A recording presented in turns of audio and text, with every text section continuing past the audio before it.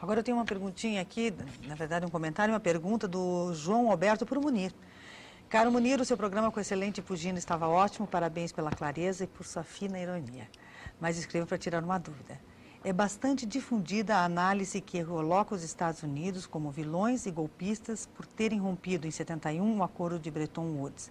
Pergunto, no seu entender, o que de fato significou este rompimento e quais os prejuízos causados aos demais países, quais as consequências desse fato?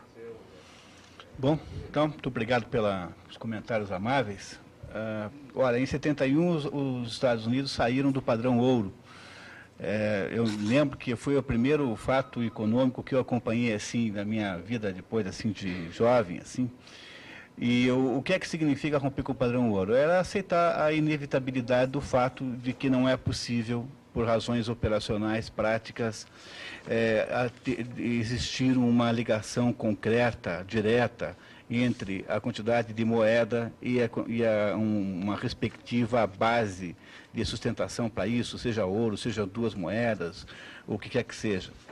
Então, na prática, o que aconteceu foi que o general Charles Pompidou, antes de 71, as notas de dólar traziam escrito sobre elas o seguinte, diz assim, o valor equivalente a este valor aqui pode ser resgatado em dólar no governo, no Tesouro Americano. Então, o Charles Pompidou, o Georges Pompidou, tá, que era um sujeito assim, da linha do De Gaulle, e era um provocateur, né, no sentido de que eles todos viam os Estados Unidos assim com uma certa desconfiança, resolveu testar.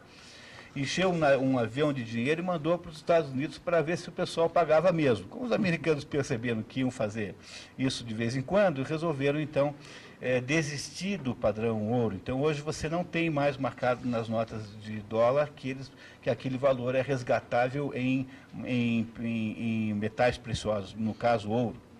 Então, na prática mesmo, não dá para fazer. Você não consegue fazer uma economia funcionar, porque os estoques de ouro são muito flutuantes, eles variam conforme a intensidade de mineração, por exemplo, e aprendeu-se que se podia fazer a mesma coisa, ou seja, você podia continuar tendo uma moeda com estabilidade, como é o caso hoje de muitas e muitas moedas, sem que isso fosse necessariamente por meio de um lastro em natura, em alguma coisa que tivesse uma existência física concreta tridimensional. Então, como é possível manter uma economia funcionando hoje sem inflação, sem que haja esse lastro? Na verdade, o padrão ouro, de certo modo, obsoleceu em todos os lugares. Ele tinha sentido, e há muita gente que é saudosista dele, é claro, quando as economias eram muito menores, por exemplo. Mas hoje em dia não é mais possível fazer isso. E você, na prática, consegue os mesmos efeitos sem nenhum lastro. Não sei se você reparou, se os ouvintes repararam, mas, de certo modo, a inflação acabou no mundo. Não há mais países do mundo com inflação grande. Quando algum país tem inflação grande, estamos falando aí de 14%, 15% ao ano. E quase sempre são países conflagrados, países submetidos a desastres ou a guerras. E a inflação desapareceu por causa do fenômeno chamado globalização, que entre os seus efeitos positivos tem esse. Na hora em que os mercados ficam mais interligados, decresce o potencial de repasse de inflação para os preços, de modo que no mundo inteiro a inflação deixou de existir, sumiu, e hoje ela só aconteceria numa situação muito especial ou de muita desordem econômica. Até mesmo no Brasil, você percebe que não há mais inflação, sendo o mérito disso, em parte, dos economistas que fizeram o Plano Real, mas é, sobretudo, o mérito da economia internacional. A globalização gera um efeito que o professor Yuichi Tsukamoto diz ser uma deflação construtiva. Os preços se deflatam, quer dizer, eles baixam, e isso é construtivo porque isso é bom para o consumidor. Repare que o preço de todas as coisas é muito, muito menor hoje do que era antigamente, se você medi-los em dólar. O Olavo sempre diz que quando o presidente Roosevelt anunciou o New Deal nos Estados Unidos, ele prometeu que, se tudo desse certo, o governo americano conseguiria colocar sobre a mesa de cada família americana um frango por semana, como audaciosa promessa do mais rico país do mundo daquele momento. Nós sabemos hoje que o frango é um alimento extremamente acessível. Qualquer pobre brasileiro, em meia hora de mendicância esforçada, porém mendicância, né, digamos assim, é capaz de comprar um frango e comer um frango sozinho por dia.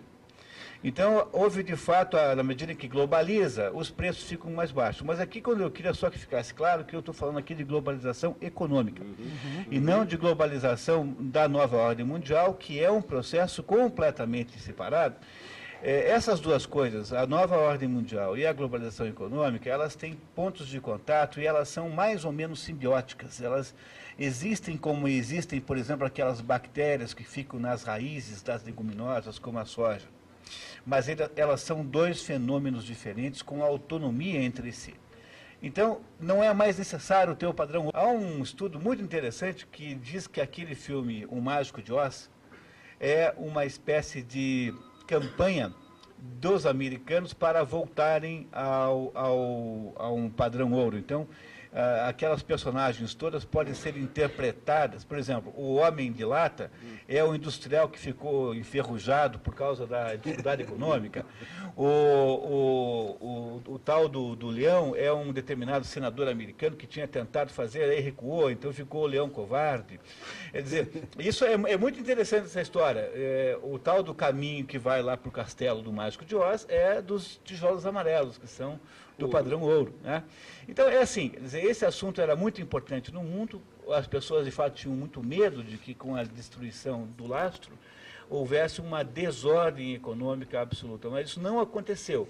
E hoje em dia é completamente possível você relacionar a moeda, não a um lastro pretenso de alguma moeda, mas relacionar a moeda, ou seja, o valor, a estabilidade da moeda, ao conjunto de fatos econômicos de um certo país. Quer dizer, é a prosperidade econômica de um certo país que diz quanto vale a moeda daquele país. Quer melhorar a moeda? Melhora a prosperidade daquele